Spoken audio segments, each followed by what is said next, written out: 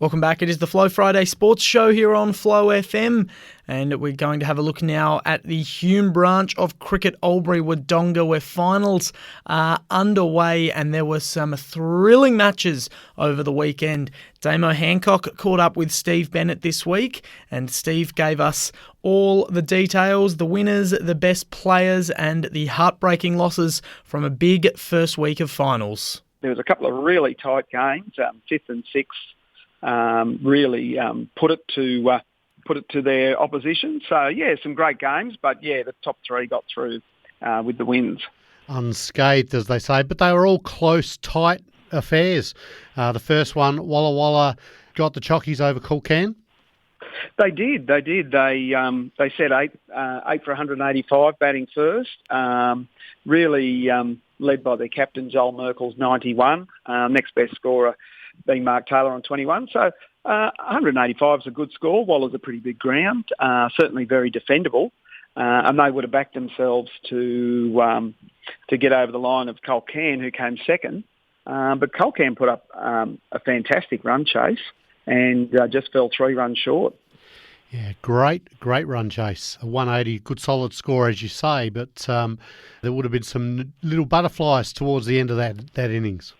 Absolutely, yeah. They needed 4 off the last 2 balls and just weren't able to score. So it was really tight for the minor premiers, but yeah, they live to fight another day and maintain their home ground advantage next week. Exactly. In the other matches, 2-run differential between Brock Burham and Henty. Yeah. Now this was probably the the least close game of the round. Henty had a really solid start. They were 4 for 113 at one stage, but all 29, which was a bit of a shame. Yeah, a bit of a collapse. What happened there? Don't know. Just Darcy Ianson for Brock Burham. We talk about him every week.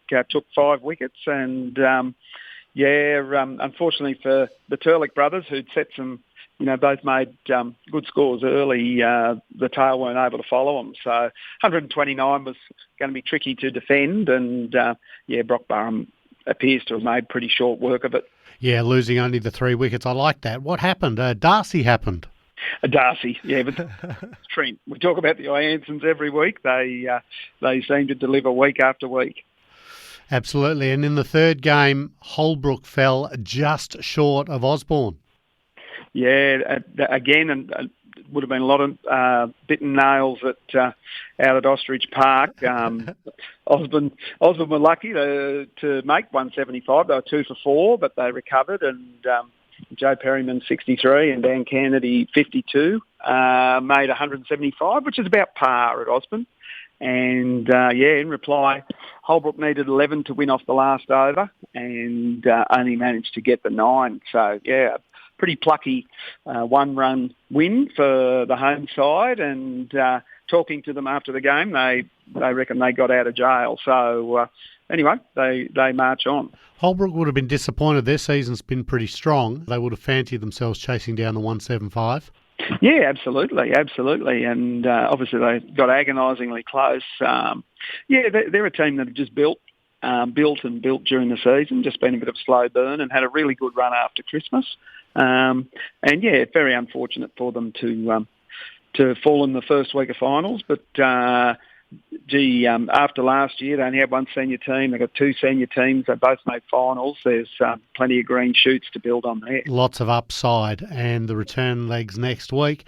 Having a look at the second grade, what happened in those finals? In the second grade, we had the minor premiers Lockhart taking on Holbrook. They were able to restrict Holbrook to 79 and chase them down 2 wickets down, so 2 for 83, so a good win for Lockhart. In the second versus 5th game, that was Osborne and Henty. Due to ground unavailability, they actually played at Henty, so they played at Henty's home ground. Oh, right. So a good relationship between these clubs. They were able to sort that out themselves.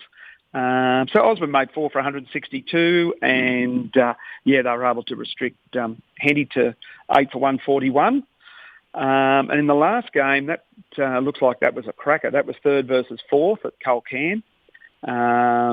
Brock Barham batting first, made 155, 9 wickets down, and Cole Cairn again nearly got him, 9 for 151 at the end of their overs. So. Yeah, just short on their home ground. Disappointing.